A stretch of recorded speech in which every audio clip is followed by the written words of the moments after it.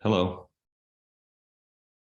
this is Hunting Fields by Dr. Peter Colla, Chapter 10, narrated by the Hooded Vigilante.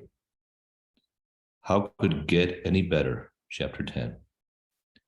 If you want to access spiritual energies, love, wisdom, healing, or must use spiritual truths as tools, engage these gifts through the understanding and implementation of their stimulations, then reach out and claim the usage of said gifts as they reside around us in abundance.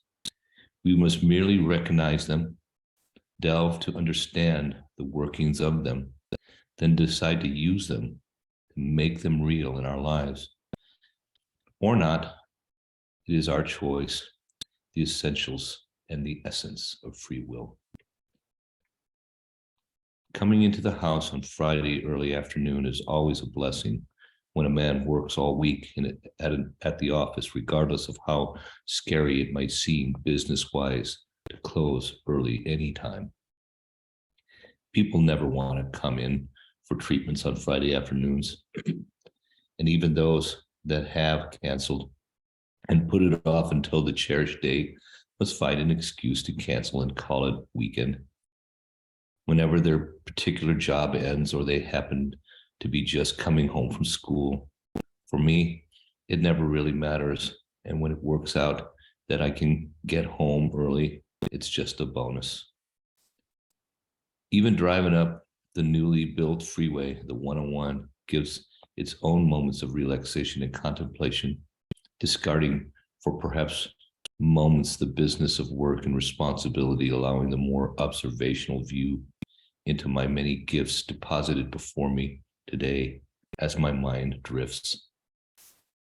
Soft was the voice speaking in deep, caring tones in Paul's mind, uttering only a whisper through veils of the hidden shroud, pushing softly through the clamor of the endless voices.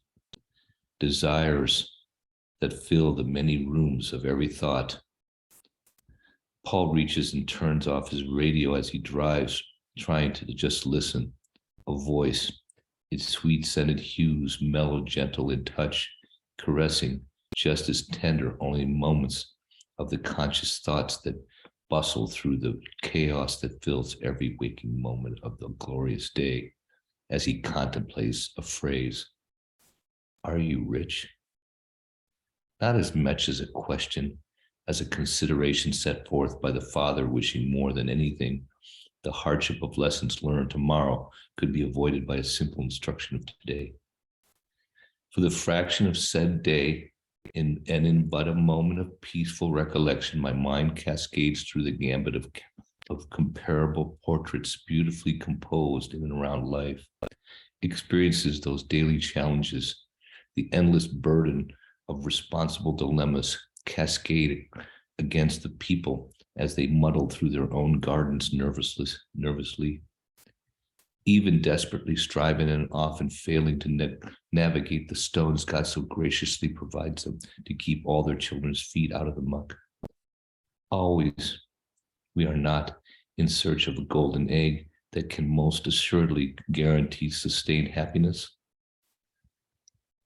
But how often we have, glancing at the flowers, not in the path for picking, yet so with boundless choice, step from the firm and grounded stone to pluck, if but a moment, that small piece of the garden created and displayed, not quite intended to hold, yet it is here we find ourselves stepping off the path to embrace the mere realization of ourselves ankle deep in the muck again. Wisdom pours like water across the rim of an overflowing glass, spilling across the surface of every canvas if one but takes a moment and lends a quiet ear to hear. So was it spoken by a Muslim woman who casually walked into my office today, her last treatment day, recently miraculously healed after nearly a fatal multiple gunshot attack left her with an obliterated hip and the resulting doctor's prognosis that she would never walk again. A bullet to the hip from an estranged an estranged brother-in-law who by his belief in his Muslim heritage felt that everything that belonged to his deceased brother was now passed on to him, including the widow wife and children. It only took the woman one refusal for the attention of the brother to be made clear as he pulls out a gun and calmly informs her of his decision to kill first the children, then her. Thank God for the woman. The man underestimated the virility of a woman armed with a water pitcher as she smashed it over his head and fled the home. His bullet shots after her, although blind, did manage to strike her twice, one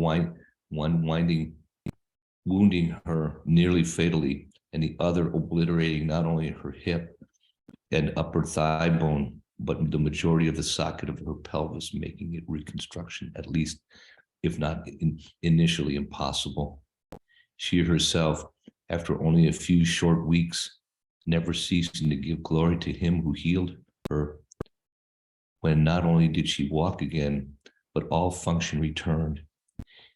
Yet more importantly, the hope for life of an expected normalcy as well. Did other statements of words of wisdoms ring through this observer's eye? Today she handed me a bowl of the most delightful curry chicken and rice, her family's favorite dish, which many of my staff were eager already to taste. I wanted to give you the dish for you and your beautiful wife, she said as she hands me the dish. You healed me. I can't heal anyone. If anyone, it was God who healed you. With the help of yourself, Paul said, trying to even wrap his own mind around the miracle he had saw with her. I know the exact moment it happened, she said, as he looks at the beautiful bowl. 2 weeks ago, when I could still barely stand, hopping on one leg, I saw you softly mouthing a prayer, you remember? I even asked you, who do you pray to? Paul shook his head, yes, remembering exactly, not wanting to admit it was Jesus when he knew it was, yet quietly and reluctantly admitting so, realizing he knew she was Muslim and didn't want to insult her, especially considering the recent political issues, the news mentioning recently in the East, but also a bit of fear knowing her doctor was a Muslim doctor and only recently sent a few patients their way. The last thing he wanted was her to complain to him and have no more patients come. I knew it at the time, but when you admitted it, in my mind I thought, I always prayed to Muhammad all the time and nothing. Why not try your God, Jesus? She said with a smile, reaching out and touching my arm as tears rolled down her face. The next day, my hip stopped hurting so much suddenly I could walk on it, and immediately I knew I was healed. In the country, when someone gives you a great gift, what we call a life's gift, we are obligated to give back the best we have or do in life. She pushes the bowl into my hands. Cooking's what I do best. You saved my life with that prayer, she finally says as she steps up and kisses Paul on the cheek. Both unsaid and more so true. Her family's economic condition was obvious, not as abundant to even miss a widow's mite portion of food. The added negative bonus, she happened to be a widow. My objections fell on deaf ears, and as evident as her healing, the resolve of her gestures left no doubt about a single fact: I'd be leaving with this wonderful gift that day. Why don't you take half of this, Paul offered. With just Hilly and I, our 2-year-old, this is way too much for us. You can take the bowl with you. Objecting, Paul quickly points out the portion was too much, more than he should be proportioned for just himself, his wife, and his small child. At least let me bring the bowl back when we are finished with it. He said she would not be swayed. This bowl belonged to my mother. You keep it too, to remember me. It was then the more wisdom spilled. She went on to explain that she kept plenty at home, but they did not need that much because her teenage son did not care for this particular dish, or for that matter, the majority of the food she prepared. He would much rather dismiss himself from dinner, and then later, When hunger took hold, he goes every day to the local fast food shack and gets hamburgers. He's addicted to them. Paul quickly said, "You allow that?" She calmly said with a warm, smiling, knowing smile, "He thinks he's rich." She paused for a moment with sadness in her eyes. "He can choose whatever he wants, and when God's gift has already been placed right in front of him, he wants to be, he wants to be in charge," she said with a grimace. "Now that his father's gone, he's the oldest male in the family, and basically he is in charge. It's part of our culture," the woman says with a wise smile. "He will learn, hopefully, before he hurts himself in the process. I will let him. One day he will see the errors of his way." She finally walks out into the office. "He thinks he's rich," she says again, smiling, as she almost adds with a skip in her step. "Do I think I'm rich?" I think to myself as I pull my truck up into the driveway, hop out, reaching back to grab the large bowl of rice before trotting into the house. "Paul, what's up?" he hears the neighbor Kevin's voice as he turns and sees him dropping the hose and stepping a couple of steps into the street after spraying the freshly cut grass from the sidewalk. "I saw your pregnant wife in the street riding circles and figure eights with those new rollerblade contractions the kids are all crazy about. My God, she was spinning like a pro with her big belly. She should be careful." "Yeah, she said she wanted to buy a pair of those," I said with a grimace. "She was a speed skater and even had a shot of making the Dutch Olympic team with long blade types. She's so comfortable on those things, I don't think you could knock her off if you tried." "I thought she did basketball," Kevin said, a bit confused of having seen how good she was as well, being better than any of the men on the street in one of their local pickup games. "Korfball," I said, not really wanting to go into the whole explanation again. A sort of European field basketball, pretty much the same thing. She did them both. As I grabbed my bowl and started to turn to the door. "Later, want to meet on the street for a cigar?" "Only if it's after my wife goes to bed. She hates the smell. Plus, it's against our religion," Kevin says, smiling as he picks up the hose. "That's why I do it. 9:30, my turn to bring the cigars." With an informing nod to my friend, I trot into the house. I would have to say I've married the perfect woman, I think to myself as I come through the door smelling one of my favorite Dutch dishes, baked meatball and potatoes. Not that this is perfect, particularly a delicacy or specific for Holland, yet Hilly seems to make it a bit tastier than any cook that I've ever tasted, including high-end restaurants. And while this particular dish smells so good today, I can't remember if she had ever created a single dish I didn't love.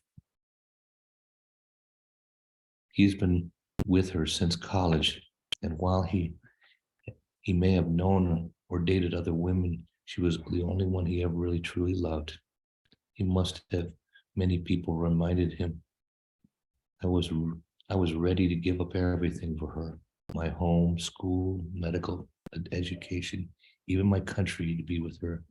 But the funny thing was, I never really felt like I was giving up anything, only gaining.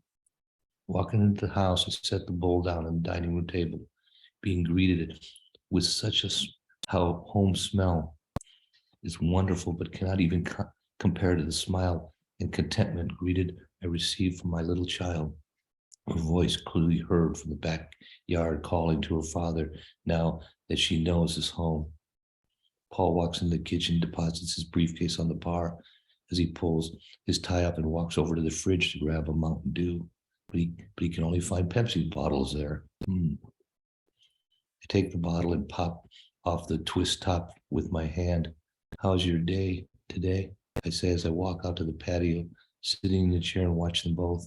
Nadia playing in my 9-month pregnant Hilly trying to finish knitting the pink baby socks she's been working on for months. Paul raises a questioning eyebrow as he takes a drink of the Pepsi. Hilly just laughs. "You know Mountain Dew has too much caffeine," she says with a laugh. "They all do," I say, taking a big swig. "Well, I'm kind of sleepy, so I better grab two. turning to my daughter, looking at me, laughing as I drink down the bottle in almost one drink. Daddy is the snelste drinker in de wereld. Daddy is the fastest drinker in the world, Nadia says in perfect Dutch. She says as she rocks back and forth on a little plastic motorcycle. And it's the snelste eater and a fastest eater, Hilly adds as they both laugh, speaking their Dutch between them. But I speak it too. All the more food I can eat, as I say, as I lift the laughing child up and play like I'm going to biting her in the back as she giggles with laughter. The baby today was very restless, Hilly says as she rubs her hand across her enormous belly. I think I'm ready to have this baby, but Dr. Trueblood thinks we should still wait until either my water breaks or the scheduled date of the 12th. Didn't she say the baby was already bigger than Nadia and was almost 9 pounds? I say. She knows what she's doing, but her obsession with dates, I add with a slightly confused but joking face.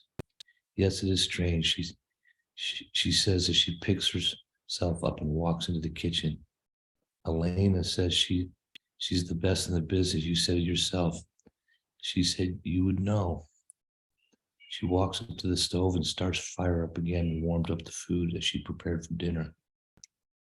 Tell me about your day, she says as she quickly turns and remembers something else and says, oh, before you do, I almost forgot. Can you go out and get some stuff, get the stuff I have in the trunk? I'd rather not lift it. Sure. I trot out to the garage and open the trunk to find 3 large mixers, 3 different colors. With a confusing look, I stack them up and carry them in. Hilly's standing in the kitchen holding a Pepsi bottle.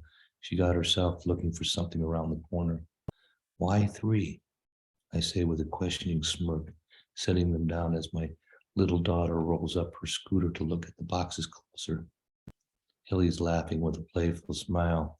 They had a special today at the bank, and if you opened a CD account, you get a free mixer, so I got 3, she says with the most beautiful smile. 1 for Nadia, 1 for Petra, and 1 for little Peter if he ever comes along. And while I didn't exactly like the name Petra, especially when we heard this is going to be my last child, when she started talking about maybe trying one more time for a boy, then naming him after my proper first name, it definitely brought a smile to my face. Peter's my proper name, but nobody calls me that, since my mother said she didn't want 2 Peters running around. So everyone calls me Paul. Only my great-grandmother ever called me Petey, because it was her husband's name. Every other firstborn male had the same name. It was in my father's family heritage way back 12 generations. Petra was supposed to be the consolation prize for ending the Peter dynasty, and since Paul didn't care much about this stuff, hardly ever even seen his father's side of the family since leaving Wisconsin, he didn't really care one way or the other. Well, whatever you want, I say with a smile. But you know, grandma, she would haunt us in her grave if she ever knew we had a boy and didn't name him Peter. Names are very important, Hilly says, as she takes the packing material out of one of the boxes. I heard that God has made it possible that they can even influence the life of a child depending on which one you pick.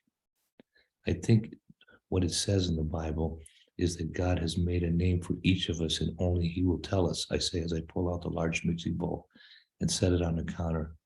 I look at the larger stainless steel bowl and then back at her. You're going to cook bread in this thing? Knowing perfectly well she never hardly bakes anything except cookies or frozen rolls. No, she says as she lifts the empty box and looks at the next one below. You are. She says that as she starts to laugh again, and this time Nadia also laughs on cue. I just stand there and frown.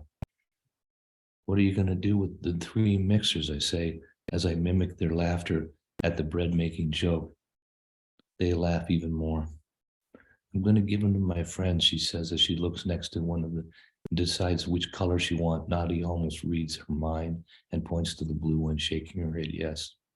How can it get any better than this? She stops and looks at me with almost a tear of happiness in her face. We have everything we could want. I think we are rich. Oh my God, that reminds me of this patient I saw today. I said, as I step into the living room and retrieve the bowl of curry chicken and jasmine rice, looking at my wife who looks at with an inquisitive smile at the dish. I go on to tell her the whole story of the woman and the son, thinking he's rich. I don't know if I want to be rich, I say as I talk about the boy never being satisfied with what he has. Yuck. She says fast food every day, Helly says, knowing how much I like hamburgers too. Belinda says there's a rumor they put dead human tissue in those meats for flavoring. She says, picking up her Pepsi bottle and then looking around for the cabinet for something. Your friend Belinda's an idiot. She's always prancing around her apartment with those friends of hers, playing her goofy spells, playing her tarot cards or that idiot Ouija board. I say as I laugh and open, as I laugh as I open and pull out the blue mixer, looking at it, and my daughter with an approving smile. And that's with the black, and what's with that black cat pissing on everything? What did she say the other day? Some crystal told her the baby should be born on the 11th because it was a better day for the baby. I say as I make a face of the woman like a moron. My child just starts laughing again. Dr. Trueblood said the same thing. Hilly said again, looking at the cabinets in the kitchen. Yeah, I know Belinda and her friends are playing with fire. The Ouija board is creepy, but every time she asks me to come to one of her parties, I just make up a reason why I can't. She stopped asking. What are you looking for? I finally say as I glance up, looking at my wife carrying around the Pepsi bottle, looking for something. My daughter is playing with the oversized mixing bowl and tools, now like a drum. I'm looking for the bottle opener, she says, frustrated, closing the drawer and standing there with the bottle in her hand. It's a screw top. I just opened one. I say with a laugh, give it to me. And by the way, I heard the same thing about the Pepsi 5 years ago, except it was placenta tissue. This stops her right in her tracks as she frowns, goes across her face. I take the bottle and look at the top. You're right. I had to admit, look confusingly at the bottle with the regular cap on top of it. Then my own hand that pulled the cap off only moments before. Hilly grabs the bottle out of my hand and casually walks over to the trash. Well, if being rich means we have to eat their food and drink soda with dead baby parts in it, I want nothing to do with it, she says as she tosses the bottles with force in the bin. I guess we're not gonna be rich. I look at my wife standing there quite strong with a determined look on her face, the strongest woman I've ever met. All I could do was raise my eyebrows and shrug. I couldn't help but think to myself with a smile, I guess there goes the Mountain Dew and the Pepsi products. What next? The Budweiser beer? He thinks twice to himself about opening that can of worms with a 9-month-old Amon pregnant ex-Olympic athlete. Mommy just bought roller skates, Nadia says suddenly as she smiles at me as if she was telling her on her mother, who suddenly looks at the daughter with her lips pressed together. I guess he was supposed to keep that secret. Hilly turns back with a shy and cute smile, reaching next to the fridge and lifting up the new rollerblades. They are so fun. Yeah, I already heard, Kevin tattled. I said as I scratched my head, looking at my wife holding them. Please be careful. You don't want to fall. I was only trying them out. I'm not going to exercise with them until the baby's born, promise. She says, she puts them back. Plus, she says, with a laugh, I can move around much more stable on those things than I can with those in those heels. Again, I said nothing, just looked at her. I love those heels, but decided to throw in your right. I'm always right. Isn't that what you always say? She says, again, lifting up the bottle opener she just found. No, I think it's you that says that, but I might be wrong since you're always right. I say, suddenly turning to my daughter and asking her the question, am I right? She just looks at me with a smile, thinking about the answer before she just busts out in laughter and then rest like the rest of them. I really am rich, I realized to myself as I watched the perfect scene unfold in front of me today, then decide to add something myself, how could it get any better than this? I say, as Nadi drops one of the Yorkies into the mixing bowl. And oh, by the way, that one was plugged in.